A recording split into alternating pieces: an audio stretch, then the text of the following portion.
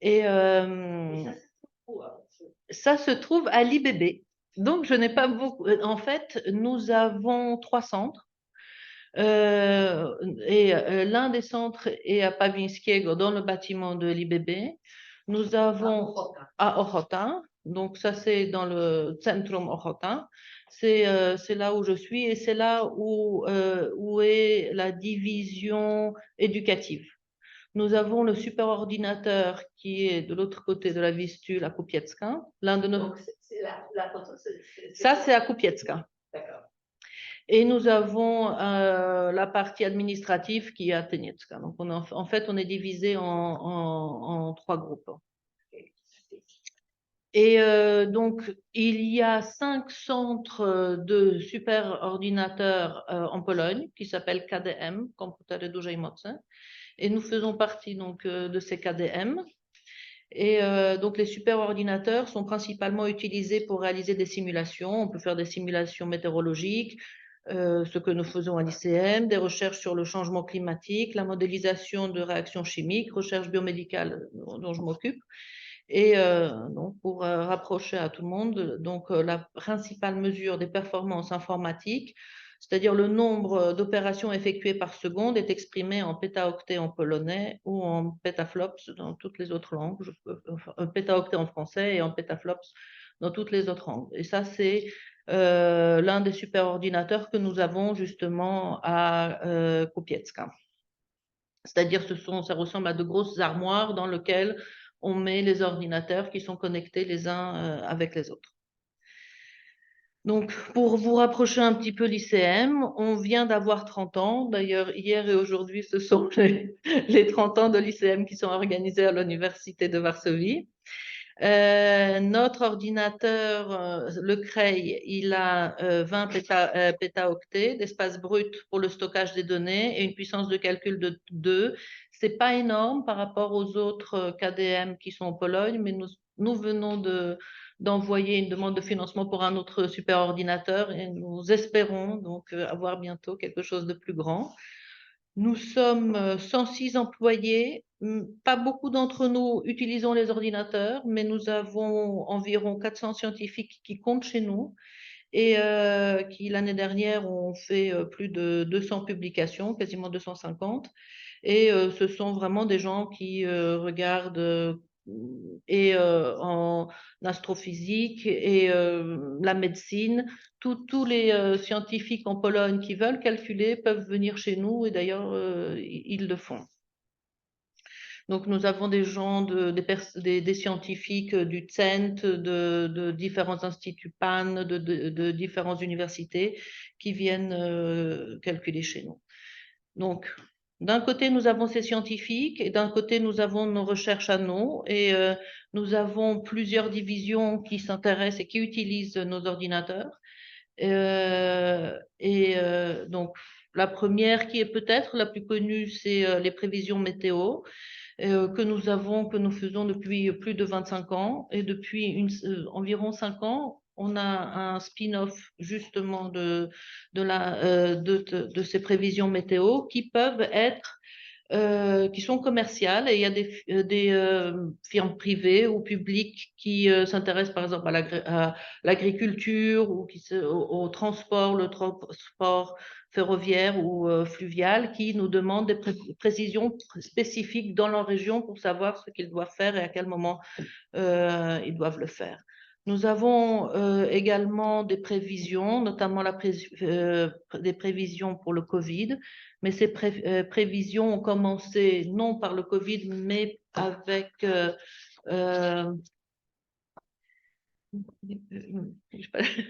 mais avec la grippe. Du coup, on avait déjà les algorithmes qui étaient prêts pour le Covid, on savait pas. Enfin, on peut faire des prévisions épidémiologiques. Donc, ça a commencé par la grippe, comme je viens de dire, là, le Covid, parce qu'en fait, une carte mentale a été faite de la Pologne qui est espacée les villes et les villages sont construits d'une certaine manière, différemment que dans les autres pays, et nous avons pu modéliser justement le flux de transfert finalement épidémiologique entre la population, et c'est pour ça que nous avons une très bonne prévision, qui a été d'ailleurs utilisée pendant tout le Covid auprès du ministère. Ensuite, nous avons un autre projet qui s'appelle Gâteau, donc pas forcément mangeable, mais qui lui touche au Global Air Transport Optimizer. C'est une optimisation de transfert et d'avions et de flux de passagers. Et ce programme est par exemple utilisé au Canada ou dans d'autres pays européens. Donc, ça, c'est un programme qui est très utilisé. Nous nous intéressons également à l'imagerie et à AI, intelligence artificielle. Et une autre spin-off justement de l'ICM a été créée concernant l'imagerie du tendon d'Achille. Donc en fait, si quelqu'un a un accident, on peut très bien modéliser le tendon d'Achille et pouvoir, sans entrer dans le corps humain, savoir exactement où a été où est le problème qu'il faut résoudre. Ensuite, puisque c'est un super ordinateur que nous avons, nous pouvons, et d'ailleurs nous détenons la bibliothèque virtuelle des sciences, c'est-à-dire toutes les publications scientifiques qui sont en Pologne, et les scientifiques et les chercheurs, soit de l'université, soit des instituts scientifiques, ont accès aux publications grâce à nos super ordinateurs, puisque c'est nous qui détenons la bibliothèque. Nous avons aussi un programme qui s'appelle Open Science.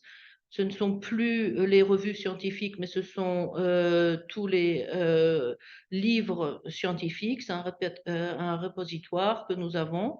Et puisque nous avons une très grande base de données finalement de littérature, même si elle est scientifique, nous avons beaucoup de projets de text mining, puisqu'on a beaucoup de données, on a beaucoup de mots, on peut utiliser toutes ces données justement pour faire des nouveaux algorithmes en text mining.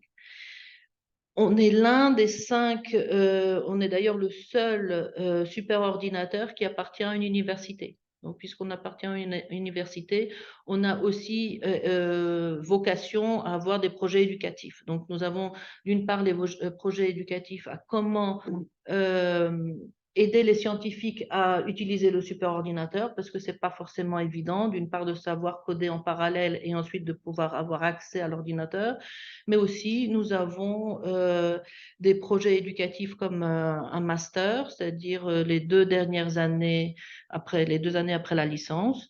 C'est un programme qui s'appelle ingénierie informatique. Donc, les étudiants ont bien sûr cours d'informatique, d'algorithmes, etc. Et ensuite peuvent avoir des stages. Les stages en général se font chez nous en Pologne dans dans notre centre. Ils peuvent se faire en collaboration avec les autres universités, mais si vous avez envie de prendre un étudiant polonais pour un stage de maîtrise, nous sommes bien sûr ouverts à toutes les propositions, et je pense que les étudiants seront contents de venir ici pour faire une maîtrise. Et 2 autres projets, donc là c'était les projets qui se passent à l'ICM, il y a encore 2 autres projets éducatifs dont je suis le coordinateur, donc je vais parler un peu plus profondément. Un s'appelle Omics Data Science, mais avant de rentrer dans comment est le projet, je vais peut-être vous rapprocher un peu ce que veut dire Omics. Donc Omics, la définition, c'est ça vise à caractériser et à quantifier le pool de molécules biologiques qui contribuent à la structure, au fonctionnement et à la dynamique d'un ou plusieurs organismes. Donc là, on va parler de l'ADN en totalité d'un organisme, l'ARN, des protéines, des métabolites. Tout ça peut maintenant être calculé en une seule fois. Et ça, c'est les omics. Donc, le cours Omics Data Science, bioinformatique et analyse de données biomédicales à haut débit, a été créé il y a 4 ans grâce à un financement européen que nous avons reçu. Et à partir de cette année, donc plutôt à partir de février 2024, ça sera un cours uniquement privé, puisque ce sont les étudiants qui payent. Et nous avons déjà eu tous les étudiants inscrits. Donc, le cours commence février 2024. Et l'objectif de ce cours est de préparer des étudiants à l'analyse des données omiques afin de les utiliser dans le cadre de la génétique médicale. Donc, ce sont des étudiants qui sont soit en dernière année en M2, donc en maîtrise 2, ou déjà des professionnels qui sont en thèse, en postdoc et qui travaillent justement sur ces sujets. Le cours est divisé en deux parties. La partie, bien sûr, introduisant l'analyse des données à haut débit, donc beaucoup d'informatique.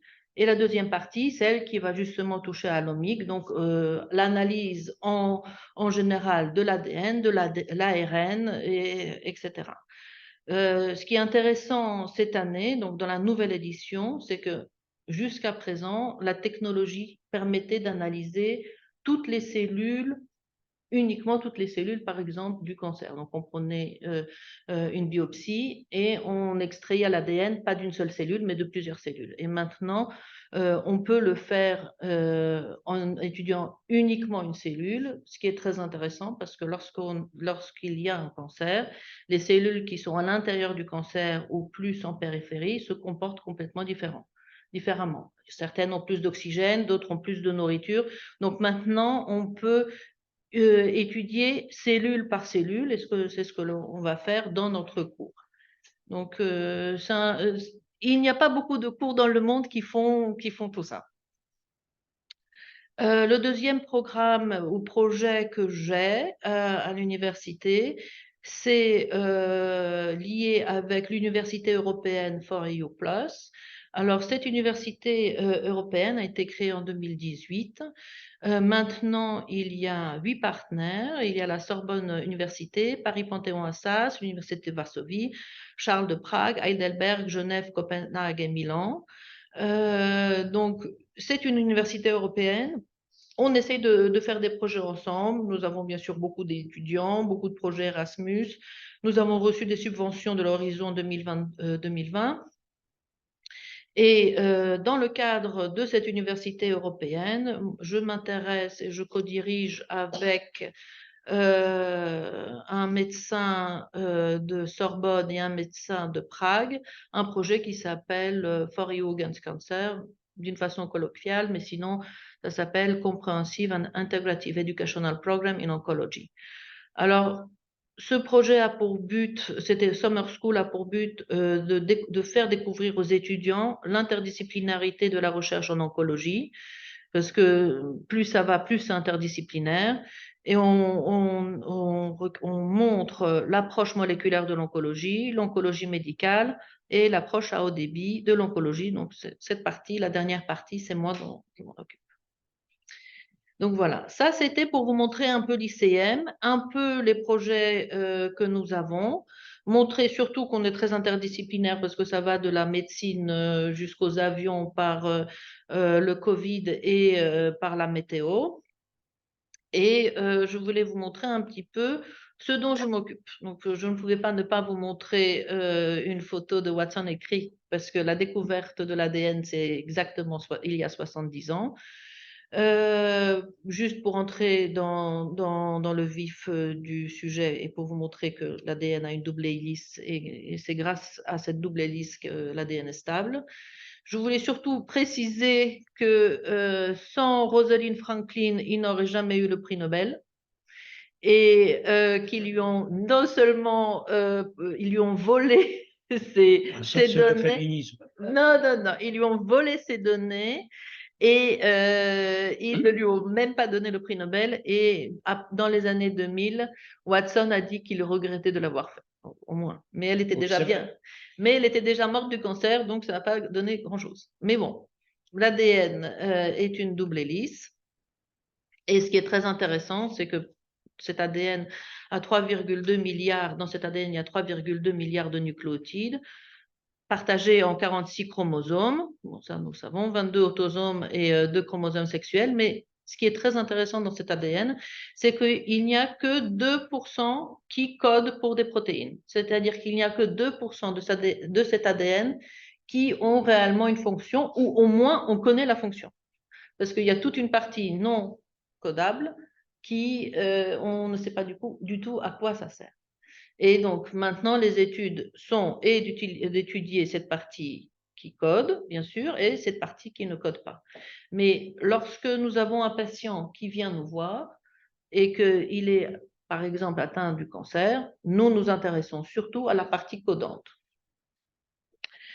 Et comment nous pouvons le faire? Donc, nous le faisons grâce au séquençage de l'ADN. Et ce séquençage de l'ADN a commencé il y a longtemps, mais il se faisait d'une façon très lente, puisqu'on devait lire base par base. Par exemple, ici, vous avez la lecture d'un ADN où il y a marqué C, T, G, T, etc. Et on le lisait très doucement, base par base. Et grâce à cette méthode qui est très lente, mais qui marche, nous avons pu séquencer le génome humain. Donc, ce séquençage qui s'appelle de première génération permet de lire les séquences qui vont jusqu'à 2000 paires de bases, pour que je n'ai jamais réussi à avoir une séquence aussi longue. C'est extrêmement fidèle. Ce séquençage a dominé pendant 20 ans donc, la science. C'est extrêmement coûteux. Et le premier projet du génome humain a théoriquement duré 13 ans. Je dis théoriquement parce que il a été terminé pour de vrai l'année dernière, parce qu'il y a des parties codantes de l'ADN qui sont très très dures à être lues. Mais bon, ça a duré 10 ans, 13 ans, c'est extrêmement coûteux. Maintenant, si on veut séquencer l'ADN d'une personne, ça dure 5 heures. Et ça coûte 400 $. Donc, c'est plus du tout le même prix et c'est plus du tout le même temps. Donc, c'est surtout grâce au séquençage de deuxième génération et de troisième génération où on voit que lorsque la technologie a été avancée, disons en 2008, le coût, non seulement le coût a baissé, mais surtout ce qui a baissé, c'est le temps et la possibilité de séquencer, et surtout les superordinateurs qui peuvent maintenant maintenir toute l'information de l'ADN, toute l'information qui est nécessaire. Je voulais vous parler, parce que d'une part, nous avons ce séquençage au haut débit qui permet de séquencer extrêmement rapidement et qui permet de lire le génome humain pour savoir quelle maladie, quelle mutation est responsable de quelle maladie. Mais ce qui a permis de faire avancer en médecine ou de faire rapprocher la médecine à la biologie, c'est aussi cette méthode de CRISPR-Cas pour lesquelles Emmanuel Charpentier et Jennifer Doudna ont eu le prix Nobel en 2020. Ça a permis d'ouvrir la porte à la thérapie génique uniquement parce que grâce à cette technologie, on peut modifier l'ADN humain beaucoup plus rapidement, c'est-à-dire en disons 1 mois. Avant, pour le faire, il fallait 10 ans. Donc maintenant, c'est beaucoup plus rapide, la technologie, rien que pour vous montrer que la technologie avance. Et grâce à ces technologies, par exemple, il y a aux États-Unis, dans le laboratoire de Ross Kagan, une possibilité de faire de la thérapie personnalisée contre le cancer. Parce qu'en fait, la biologie et la médecine vont vers la thérapie personnalisée. Là, ils ont personnalisé une mouche, c'est-à-dire cette mouche est devenue, elle a la possibilité d'avoir un génome humain. S'il y a un patient qui vient avec une certaine maladie, on séquence tout son ADN, on l'introduit dans la mouche. Ensuite, on scanne sur cette mouche tous les médicaments possibles. Donc, ça peut être dans les 700 ou 800 médicaments. On voit lequel marche et le patient a finalement un traitement propre à sa maladie. Une seule mouche? Non, non, c'est des milliards de mouches. C'est des milliards de mouches, mais finalement, en quelques mois, ça peut être fait. Bon, on ne le fait pas partout, mais si c'est une maladie très très rare, c'est aussi une certaine possibilité de traitement. Donc là, moi je m'intéresse, je séquence l'ADN, mais je ne touche pas aux mouches. Là seulement ce que je voulais vous montrer, c'est l'accélération justement du séquençage Et on voit que maintenant le coût du séquençage a complètement diminué. Et ce qui est vraiment le plus important, c'est l'interprétation. Ce sont les scientifiques ou ce sont les ingénieurs qui vont calculer et qui vont regarder quelles sont les mutations et comment aider les patients à justement avoir la cure qu'il faut, le médicament qu'il faut. Donc la balance a complètement changé. Maintenant, nous avons besoin de plus en plus de personnes qui savent utiliser les données et analyser les données. Donc, il y a comme vous pouvez voir, donc la bioinformatique a explosé les dernières années. Comme vous pouvez voir, il y a de plus en plus de publications. Il y a très très peu maintenant de publications en biologie qui n'utilisent pas une des omiques. C'est quasiment impossible. Donc c'est vraiment, on est rentré vraiment dans le domaine du haut débit. On peut utiliser certaines méthodes de séquençage, soit on séquence tout l'ADN du patient, soit on séquence que les 2% qui codent pour des protéines, soit on séquence uniquement un panel de gènes si on voit un patient qui vient avec un cancer du poumon ou avec un cancer, on va séquencer 500 gènes uniquement et ça se fait en 2-3 heures. Donc c'est vraiment très très rapide. Donc les données que nous avons, ce sont des données du séquençage de nouvelle génération. Et ce qu'il faut, c'est vraiment essayer d'analyser et d'intégrer toutes les données que nous avons. Donc ça, c'était uniquement pour vous montrer les programmes que nous utilisons, parce que d'une part, nous avons l'ADN qui est séquencé en bloc. Il faut ensuite pouvoir l'aligner, enfin, il faut le relier, le vérifier par rapport à la séquence référence. Et en regardant à la séquence référence, nous voyons les différences, nous voyons les mutations et nous savons quelle est la mutation par rapport à la séquence référentielle. Et dans ces cas-là, nous voyons s'il y a des délétions, s'il y a des insertions, s'il y a des mutations.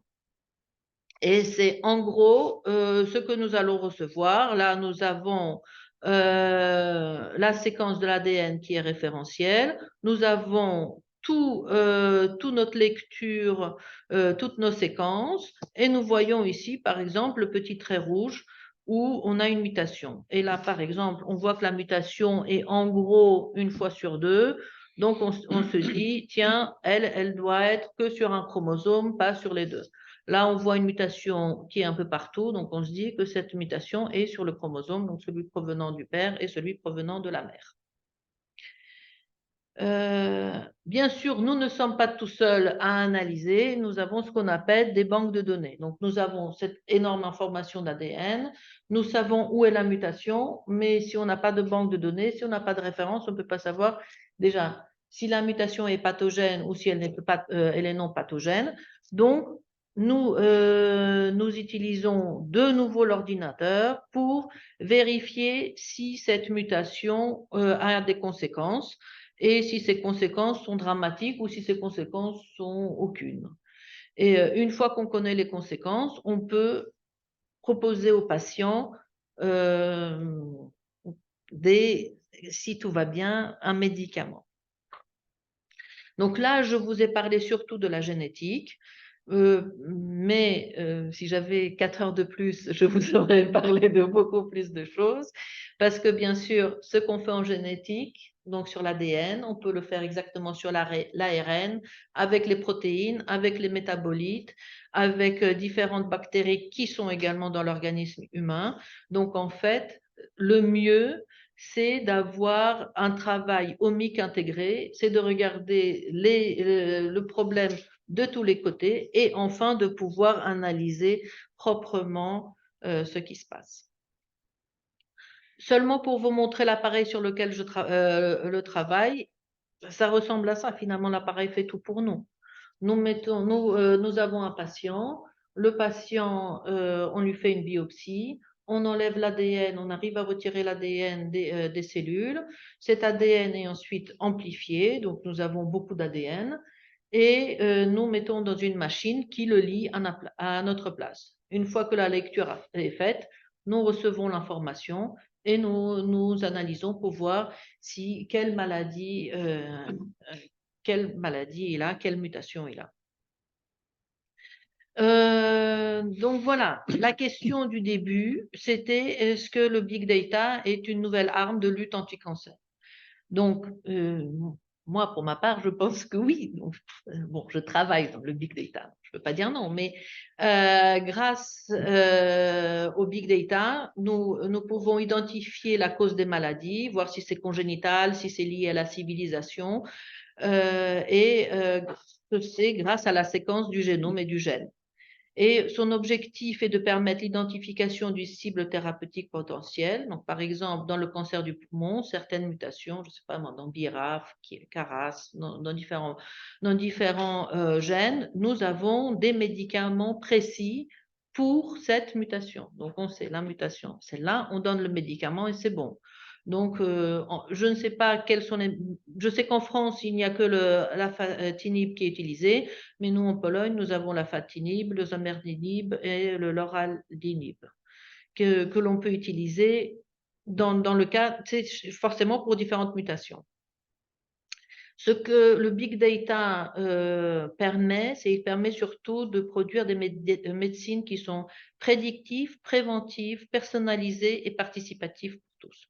Donc, ça s'appelle les 4 P, mais c'est vrai que la médecine devient de plus en plus personnalisée parce que cette mutation vous est personnelle et c'est pour cette mutation-là que vous allez avoir le médicament. Et donc voilà, ça, même avant, on disait que c'était une médecine personnalisée. Maintenant, on appelle plus une médecine de précision. Mais c'est une médecine personnelle de précision. Donc voilà, je pense que je vous ai un petit peu tout dit de ce que je fais. Je travaille, cette dernière partie, je la fais en collaboration avec l'hôpital de Zakopane qui s'intéresse justement au cancer du poumon. Et voilà, moi je vous remercie pour votre attention, j'ai essayé d'être rapide. Merci beaucoup. Parce que papa, il était à côté. Oui, merci beaucoup pour cette présentation très intéressante. Pour ma part, je demanderai que tu fasses la même chose demain à la maison pour comprendre. Pour comprendre. Mais je peux faire en polonais. Tu as très bien respecté le timing. Maintenant, est-ce qu'il y a des questions? Est-ce qu'il y a des questions? Donc, je ne sais pas quoi. D'abord dans la salle, et puis ces zoomistes peuvent également poser des questions que nous, je crois, pouvons détecter. Oui. Alors. Qui a une question? Est-ce que tu seras capable de dire quelles sont les cellules élémentaires de ces ordinateurs actuels? Parce que d'un côté, il faut avoir une capacité de stockage d'informations gigantesque, de vitesse d'accès aussi, et je pense qu'il y avait une nouvelle technique. Oui, mais je suis incapable de répondre sur les cellules de l'ordinateur. Moi, je veux bien répondre sur les cellules de l'être humain. Mais c'est vrai que la vitesse du changement est rapide.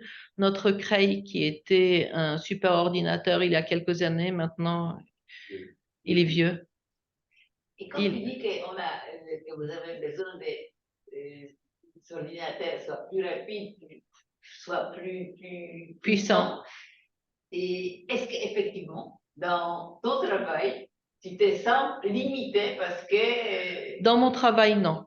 C'est surtout mes collègues, justement, qui font beaucoup de prévisions. Eux, oui. La météo. La météo, c'est sûr, la météo, ils ont besoin de toujours plus.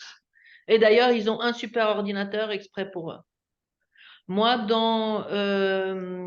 non, parce que mes données ne sont pas aussi grandes. Cependant, on sait que les plus grandes données sont les données d'astrophysique, qui sont énormes.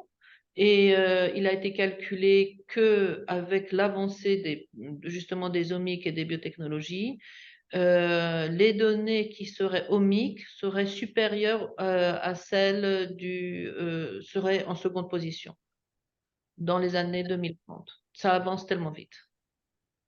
Mais moi, pour ma part, je n'ai pas besoin, j'ai besoin d'un grand d'un superordinateur pour stocker mes données, parce qu'on a vraiment de plus en plus de données. Et ce qui est important, là, je ne sais pas, il y a 2 ou 3 jours, au début de cette semaine, donc lundi, il y a eu par exemple des fuites dans Alab qui avaient justement toutes les séquences d'ADN en Pologne. Donc, non seulement on a besoin d'un superordinateur pour stocker notre ADN, notre information, mais aussi il faut qu'il soit sûr. Donc il faut aussi travailler pour la protection. Mais c'est vrai que moi, finalement, là, par exemple, j'ai que 500, du début de l'année, on a 500 patients. Mais si, par exemple, on fait une base de données intégrée avec tous les patients en Pologne et avec toute leur information médicale, parce qu'en fait, c'est bien de tout corréler, là, ça commence à faire beaucoup. Oui, Oui, les personnes qui sont online, on pose des questions. s'il y a des questions, éventuellement, vous pouvez toujours poser la question ou écrire la question. Moi, j'ai une question. Je ne sais pas si vous m'entendez. Je vous entends. D'accord. Donc, c'est une question, je ne sais pas si vous pouvez répondre. Que pensez-vous du vaccin contre le Covid? Oui, alors j'ai la même question qui est écrite ici, en effet. Donc, d'accord. il y a eu deux. La question, c'est que vous pensez-vous du vaccin contre le Covid? Il y avait 2 vaccins qui ont été proposés, un vaccin ARN et un vaccin ADN. Les 2 ont été confirmés pour être très très sûrs, donc forcément je suis de cet avis. Le vaccin ARN a été un peu plus surprenant parce que personne ne savait même l'existence de l'ARN. Pourtant, les vaccins ARN existent depuis 20 ans. Ça fait plus de 20 ans qu'on travaille dessus parce que c'était des vaccins qui étaient réalisés justement contre le cancer. Parce que l'avantage de l'ARN, c'est que... ARN, c'est quoi? Bon, alors, l'ARN, c'est une molécule biologique qui transmet l'information. Ah. L'avantage de l'ARN dans ce cas-là par rapport à l'ADN, c'est que c'est beaucoup plus rapide à faire. Et elles sont toutes sûres. Et les modifier probablement. Et beaucoup plus rapide à modifier. Et c'est pour ça que ça a été fait pour le cancer, parce que ça pouvait de nouveau être personnalisé. C'est-à-dire, le patient vient avec une mutation, on regarde la mutation et on peut lui proposer un vaccin ARN pour cette mutation. Et pour le Covid, c'est pour ça que pour le Covid, ça a été extrêmement rapidement pris, parce que le vaccin a été développé pendant plus de 20 ans. L'ARN était stabilisé depuis très longtemps et très rapidement, on pouvait rentrer dans la technologie d'ARN. Donc, personnellement, je pense que c'est, pas uniquement personnellement, mais en tant que biologiste ou biologiste moléculaire, c'est un vaccin qui est très stable. C'est un bon vaccin.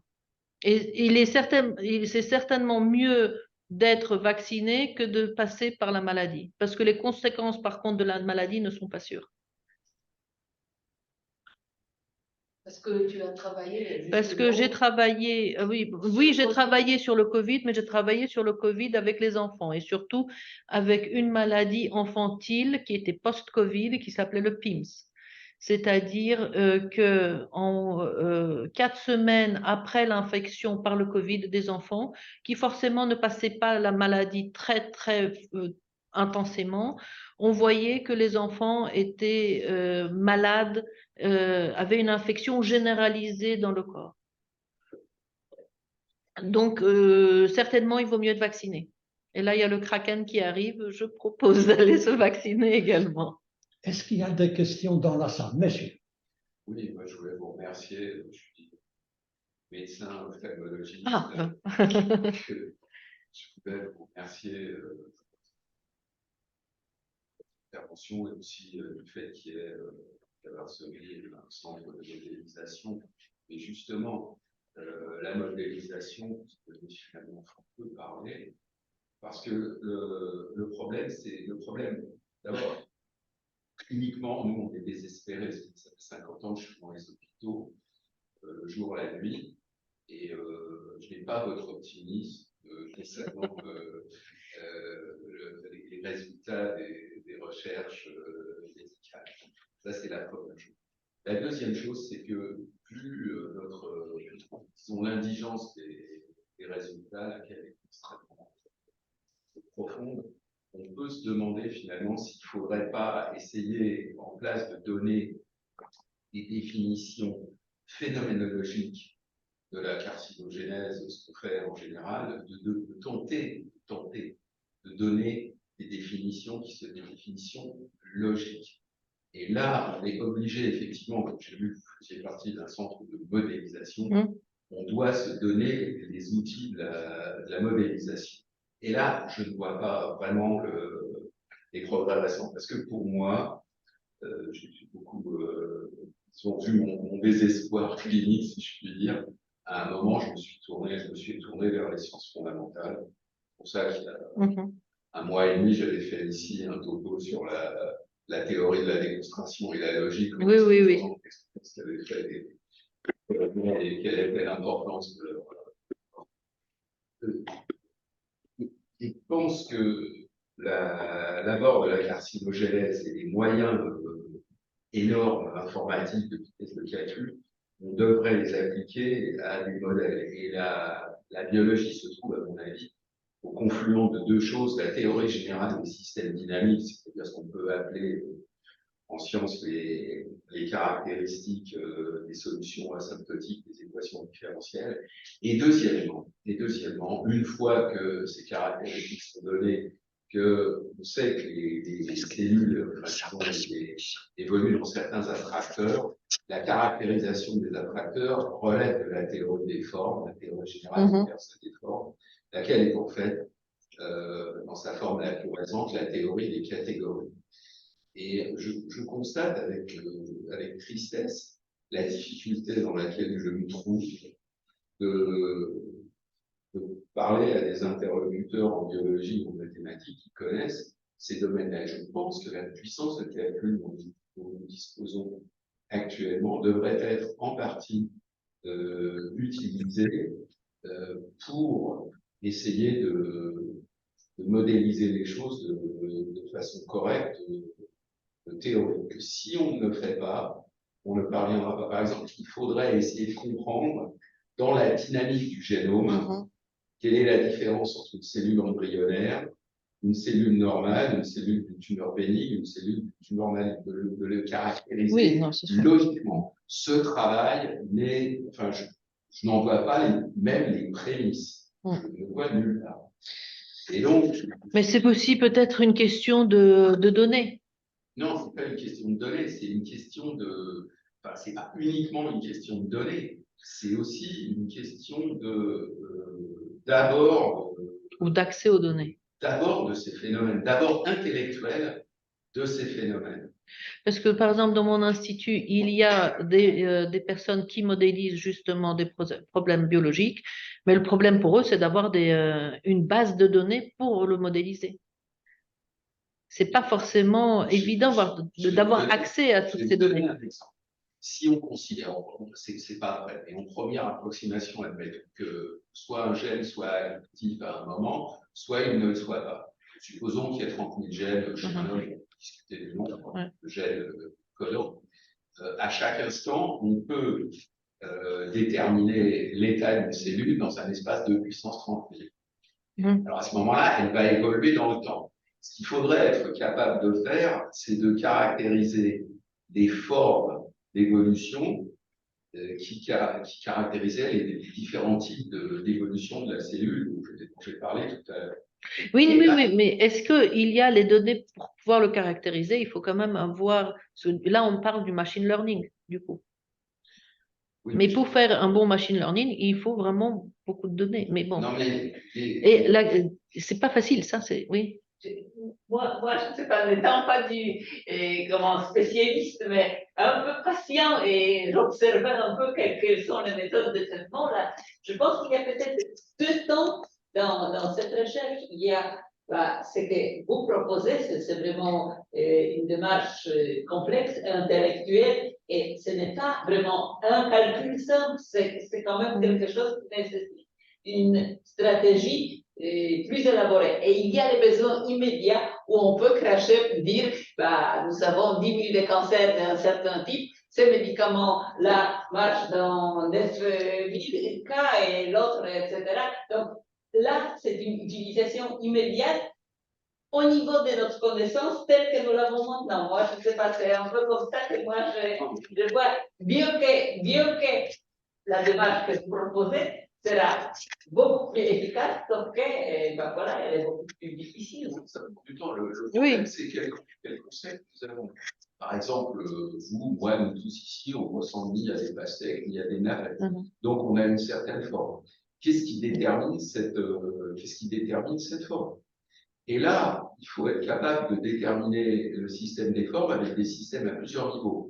Un système au niveau du génome et un système au niveau du phénotype. Alors, on peut se poser la question de savoir quelles sont les structures mathématiques à deux niveaux. La première approximation, chapeau l'ARN, à deux niveaux qui permettent de rendre compte de systèmes pareils. Alors, personnellement, je ne connais qu'un type de structure qui permettrait ça, c'est ce qu'on appelle les esquisses, sketch en anglais. Je n'ai jamais rien lu en biologie. Les esquisses, ça date de 1968. C'est Charles Erasmus, un mathématicien français qui a fait ça. Je n'ai jamais rien lu en biologie où on s'occupe. J'ai l'impression que les gens ne connaissent pas ces structures. C'est très pointu comme discussion. Je propose qu'on s'arrête là. Oui, il y a une question qui vient de... question. Il y a une question très simple. Quel est le volume des données pour un patient? C'est pas si simple que ça, parce que tout dépend sous quelle forme on stocke, mais en règle générale, c'est dans les mégabytes que ça va, donc c'est pas énorme. C'est pas énorme, effectivement. C'est pas énorme. Est-ce qu'il y a d'autres questions qui viendraient? On a dans la salle. Il y a encore une question dans la salle. Deux questions dans la salle. Moi, j'ai une question. Je ne suis pas scientifique, je ne suis qu'ingénieur. Je ne connais rien sur la biologie, mais il me semble que avoir vu quelque part que certains processus dans les vivants ne sont pas déterministes. Ils obéissent plus ou moins un peu, c'est comme la logique quantique. Donc, vous, lorsque vous faites des prévisions, est-ce que vous admettez que tout se passe de manière déterministe? Vous voyez ce que je veux dire? Oui, je vois très bien ce que vous voulez dire. À vrai dire, à ce stade, on collecte surtout des données. Donc, nous, on ne fait pas encore de prévision. Nous, ce qu'on fait, c'est qu'on récupère les données des patients, pour l'instant, au moins avec l'hôpital de Zakopane, et on regarde les cellules que nous avons, et on regarde si les cellules sont cancéreuses, et on les vérifie. Mais c'est vrai que ce n'est pas déterministe. Ça, je suis d'accord. C'est pas déterministe. Monsieur. Oui, c'est une question qui rejoint cette question sur le volume des données. Vous disiez tout à l'heure que la quasi-totalité des molécules de l'ADN ne servaient à rien, n'étaient pas codantes. Et donc, est-ce que vous, quand vous séquencez l'ADN, vous séquencez aussi cette partie-là? Et si ça ne sert à rien, pourquoi tant de gâchis? Alors, nous, lorsqu'on séquence, on séquence la partie codante. Et surtout, lorsque on travaille plutôt dans un hôpital, on séquence des panels exacts, on sait quel gène séquencer. Parce qu'on sait que le cancer le cancer du poumon, ça sera plutôt ce panel de gènes qu'il faudra utiliser. Mais c'est vrai qu'il y a une grande partie non codante. Si j'ai dit qu'elle ne servait à rien, je m'excuse parce que c'est pas vrai. Ah, c'est vous qui l'avez dit. Bon, bah, tant mieux, parce que c'est pas moi. Parce que le problème avec la partie non codante, donc là on rentre un peu plus dans les détails, c'est que c'était très souvent une continuation de AT-AT. Donc normalement, on sait que dans l'ADN, comme je vous l'ai montré au début, c'est ATCG. Et lorsqu'on séquençait une séquence ATCG, même si on pouvait séquencer 2000 paires de bases, on arrivait à regarder quelle était la séquence. Lorsqu'on a une séquence AT, si on a 2000, 4000, 10 000, c'est difficile de savoir quelle est la taille. Donc, jusqu'à présent, c'était extrêmement difficile de savoir exactement la séquence intergène. Et on s'est rendu compte qu'il y a des séquences intergènes qui sont constituées d'une succession de AT qui sont plus ou moins longues. Et il s'avère que la taille de cette séquence peut avoir des conséquences sur la physiologie humaine. C'est-à-dire que s'il y a une succession de 20 000 AT, le patient, ce n'est pas un patient parce que c'est un être sain. Par contre, si cette séquence diminue jusqu'à 10 000, il peut y avoir des maladies qui sont, mais qui sont uniques en fait.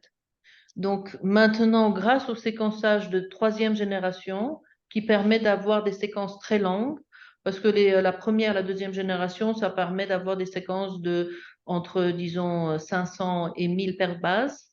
Là, on arrive jusqu'à 20 000 paires de bases. Donc, on arrive à, si on s'intéresse aux maladies rares dans les régions intergéniques, on peut séquencer justement ces segments intergéniques et on peut voir à quoi ça sert. Je pense que grâce au séquençage de 3e génération, on aura beaucoup plus d'informations sur ces données. Et je sais que, mais ça c'était pour des levures, parce que pour les levures ou pour des bactéries moins, mais en levure, il y a aussi des gènes et des parties entre gènes qui sont non codantes. Il y a eu des études qui ont été faites sur des levures synthétiques, donc sans ces séquences intergéniques, et ça marche beaucoup moins bien. Les cellules elles arrivent à se multiplier 1 ou 2 fois, mais elles meurent. Donc, en fait, ça a un rôle, mais je pense qu'il y a beaucoup de choses qu'il faut apprendre, et la technologie, justement, du séquençage peut l'aider. Mais heureusement qu'il y a ce séquençage de 3e génération. Nous, on n'utilise que ce séquençage de 2e génération parce que finalement, pour les gènes qui sont déterminés, on n'a pas besoin d'autre chose. Donc, la partie non codante, c'est juste les lettres AT-AT. non, pas forcément, mais il y a beaucoup de segments, il y a moins de CG. Je ne peux pas dire que ça soit que AT, mais il y a moins de CG. CG, ça veut dire quoi? Oh ben non, l'ADN est fait de... C'est comment comme Non, ça n'a rien à voir. Ça n'a rien à voir. Voilà. Bien, est-ce qu'il y a encore des questions qui viendraient parmi nos auditeurs, enfin, parce que je vois qu'ils sont déconnectés, la caméra. Est-ce qu'il y aurait des questions éventuellement à poser? Sinon, je ne vois plus de questions. Donc, je voudrais, disons, personnellement... Oui? À la fin. Oui, je voudrais bien remercier quand même hein, de notre part, enfin, de ceux qui sont à distance, hein, pour cet excellent exposé et de très, très bonne qualité. Merci beaucoup. Hein. Merci, monsieur. Et je te remercie évidemment pour cette conférence. Et je vous remercie tout le monde d'être venu. Merci beaucoup. Merci et bonne soirée à tous. Bonne soirée. Comme physicien, j'ai quand même un petit commentaire que sur la puce des microélectroniques, on a plus que 40 milliards d'éléments, tandis que toi, tu as 3 milliards seulement. Donc, voilà. Ton travail est beaucoup plus facile. Beaucoup plus facile. C'est pour ça que je suis allée en biologie. Parce que je ne suis pas aussi intelligente. Merci beaucoup. Merci beaucoup à tous, à votre venue. Et nous avons terminé cette soirée très sympathique.